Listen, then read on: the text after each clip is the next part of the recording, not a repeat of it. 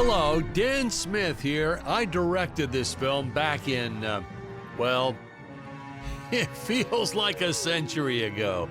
Yeah. The studio asked me to provide a commentary track for the DVD release. And wham! Straight into the action. No fluff or anything. That's what we did back then. Crash-landed ship. Out pops our hero, the fearless Dick Starspeed.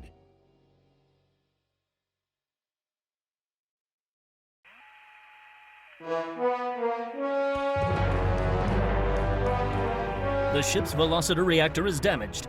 I believe that I am stranded on an alien planet. Played, of course, by actor Jonathan Digby. Went on to some minor roles after this. Such a shame. I thought from day one this guy's got leading man written all over his face.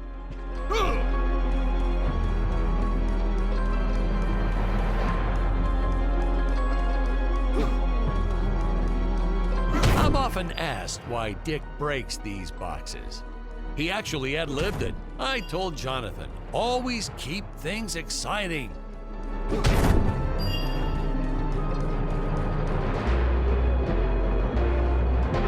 Greetings, citizens of Gravoria. I am Dick Starspeed, and I come in peace. Probably shouldn't have had Dick draw his weapon when he was talking about peace. Well, maybe one day we'll go back and CG it into a sandwich or something instead. Ha! Just kidding. And this is what people pay to see. A no-name middle-aged B-list actor duking it out with stuntmen in costumes.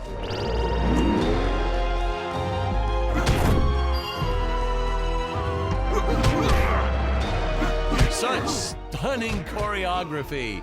Now the extras in those robot suits really knew how to take a punch.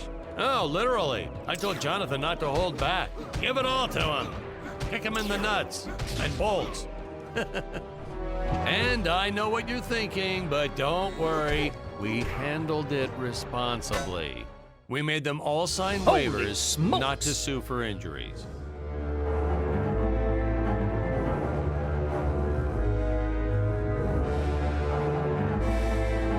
If I land squarely on that grain silo, I should survive this fall unscathed. I shouldn't say this now, but you could actually see the strings if you squinted hard enough. A screenwriting trick from back in the old days. You put a grain silo or some haystacks down and it solves all your gravity-related problems.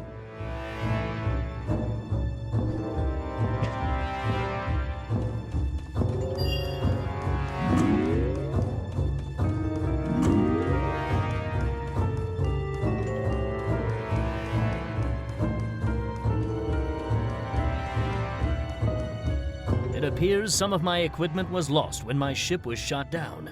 But what luck! This high-tech scanner reports that my ray gun is nearby.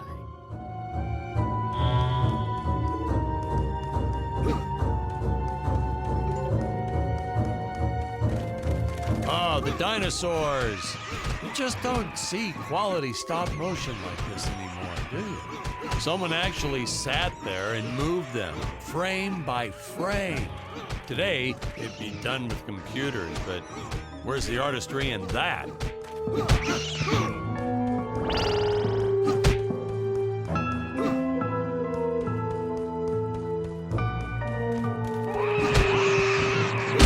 Now, if the trees here look a little plastic, well, it's because they are. I took them from the set of my last film, Vampire Island 2. We got our fair share of nasty letters from scientists complaining about our portrayal of the dinosaurs. Was news to me. Apparently, these stegosauruses weren't meat eaters. Must have preferred shellfish or something. Wow, how do they know? That's what I say.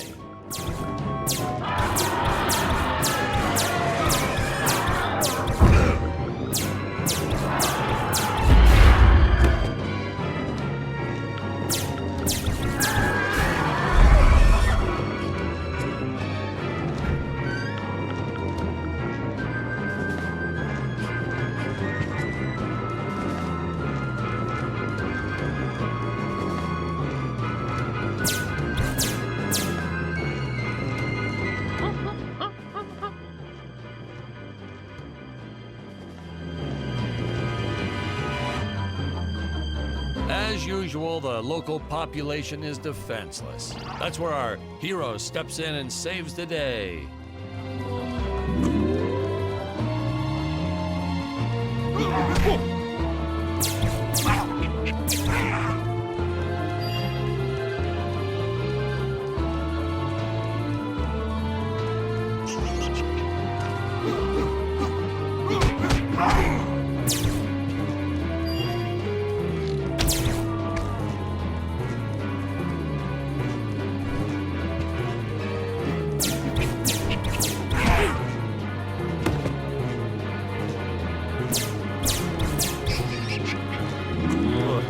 We put Jonathan through a lot shooting this film. He wasn't the best actor, especially when reacting to getting hit. He's what you call a flincher. So I told the stuntman to really just go to town on him. It's the only way to get an honest performance sometimes. Our props master tried to make the weapons soft, but there's only so much you can do.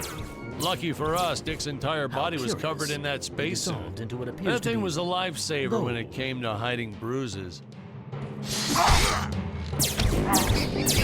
You'll notice the gold disappears when Dick touches it. We had a deleted scene that explained he's actually teleporting it back to his ship. It's funny, no one ever questioned how Dick was able to walk around with an infinite amount of gold on him.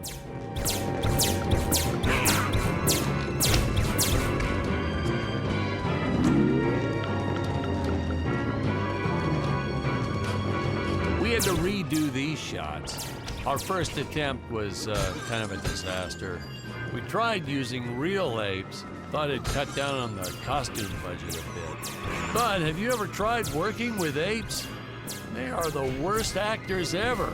They don't sit still for a moment, and the second you take your eyes off of them, they're flinging their feces all over the place. Jonathan refused to work with them after he got well, let's just say that he had to take more than a couple of showers one day. You know, you never forget the smell of monkey poo. We steam cleaned the studio top to bottom. Still never got rid of it entirely. All through the rest of the shot, we kept finding those little surprises hiding inside various props. Boy, were those the days.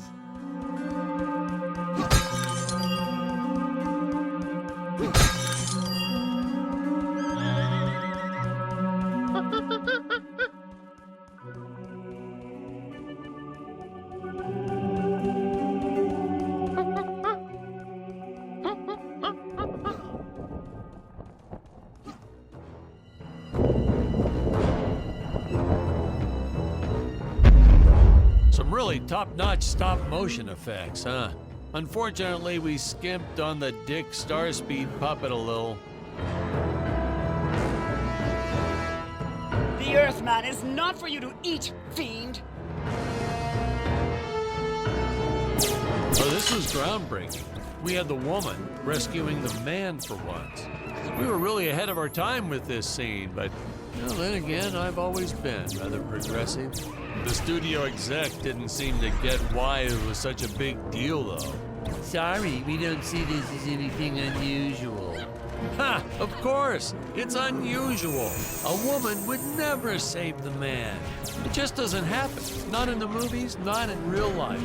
I don't know why we didn't get more recognition for this scene. I guess I was just a little too ahead of my time.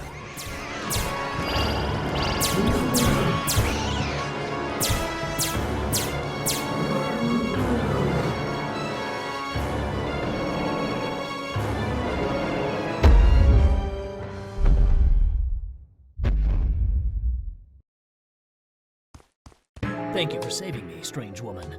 What is your name? I am the magnificent Scarlet Nova.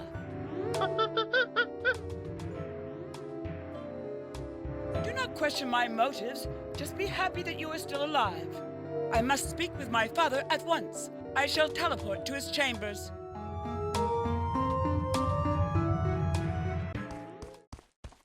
So we'll be seeing our first example of teleportation being used by Scarlet right here.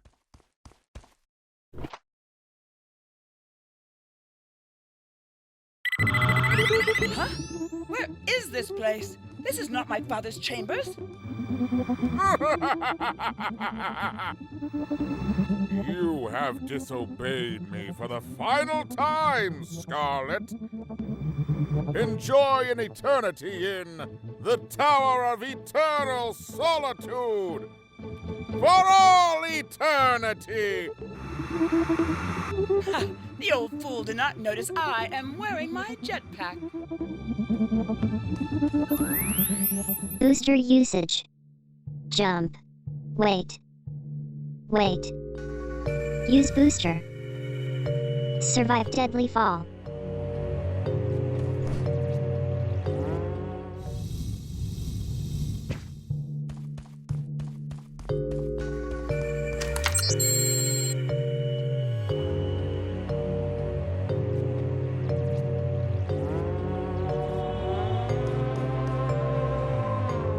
Scarlet didn't quite realize she needed to shoot those energy orbs down below. Keep in mind, Stacy was doing this on a soundstage, okay?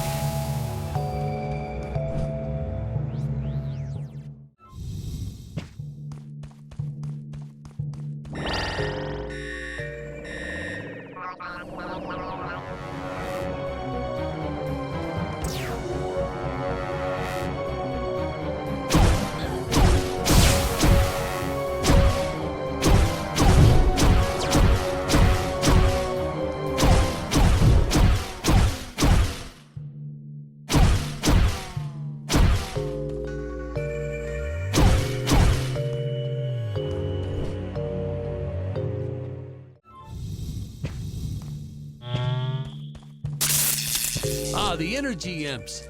Such a neat effect. We had to paint each movement frame by frame and superimpose it into live footage. We were pulling all-nighters for weeks. Well, when I said we, I meant the artist. I'm pretty much useless if I don't get a solid 10 hours a night. But they were at it forever. They had to redo it all because I accidentally told them red instead of blue the first time. Artists.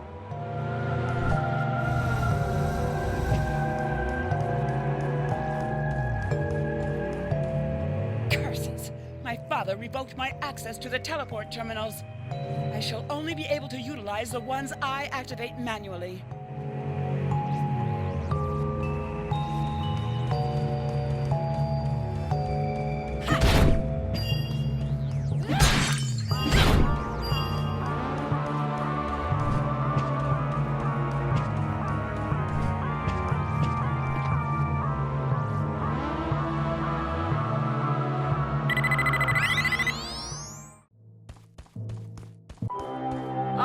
I knew you would return. Puny Earthman, you shall help me overthrow the Emperor. Why would you turn against your own father? How do I know I can trust you? This scene. This is practically Shakespeare in outer space. Just as the entire planet does. And, huh? Patrick, what's wrong with the video? Sorry, sir. Technical problems. Darn it, we're missing some really good writing here. There. Sorry about that. Well, we just passed right by her big scene. Basically, they agree to work together, but one must stay behind in the sleep chamber at all times. Should I rewind? Never mind. I'll continue from here.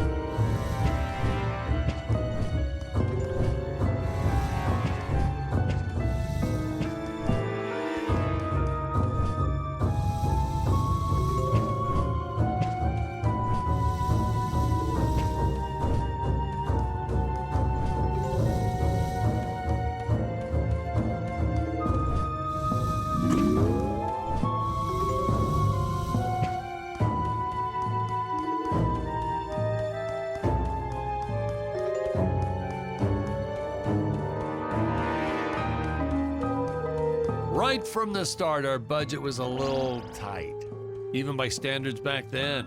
To make do, Tony shot a couple scenes in black and white. Originally, he intended to use it for flashbacks. But then I had to break it to him. Our film doesn't have flashbacks. We almost made it a silent film just to cut costs. I felt it was an absolute necessity we have a T-Rex in this film, but we got this Serato thing instead. Of course, I went through the whole production thinking it was a T-Rex because, really, who can tell the difference anyway?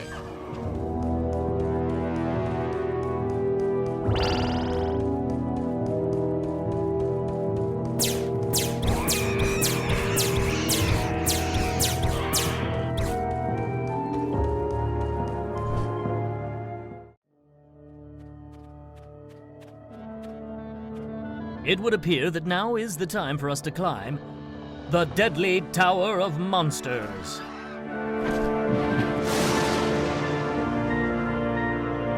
Good script.